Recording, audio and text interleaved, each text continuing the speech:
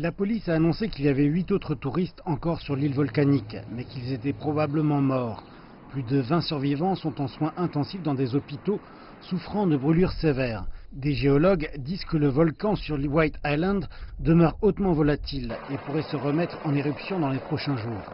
Un flux constant de personnes en deuil posait des gerbes de fleurs dans la ville touristique de Whakatane, qui a été durement touchée par des morts et des blessures causées par l'éruption lundi sur White Island.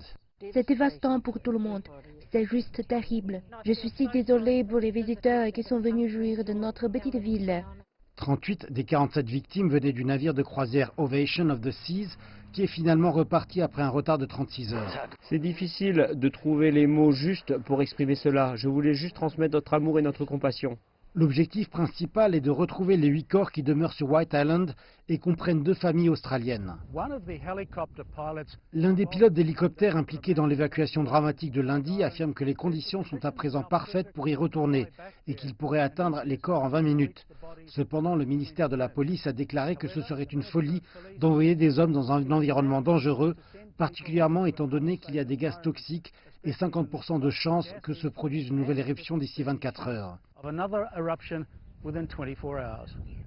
Située à 50 km de la côte Est, l'activité volcanique s'est soudainement accrue et la police préfère ne pas prendre de risques. Nous ne pouvons pas mettre des personnes en danger en les laissant y aller jusqu'à ce que nous soyons certains que l'île est véritablement sans danger.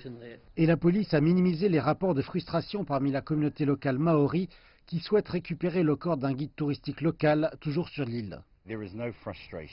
Il n'y a aucune frustration, ils ont seulement besoin d'être bien informés que tout est fait par tous les services et mené au mieux de leur capacité. 2 enquêtes officielles ont été à présent lancées sur la catastrophe, mais les officiels sont positifs sur l'impact potentiel sur l'industrie lucrative du tourisme d'aventure en Nouvelle-Zélande. Je pense donc qu'une enquête pourrait de plusieurs manières être une chose rassurante pour ce qui est du caractère unique de la situation et de son imprévisibilité.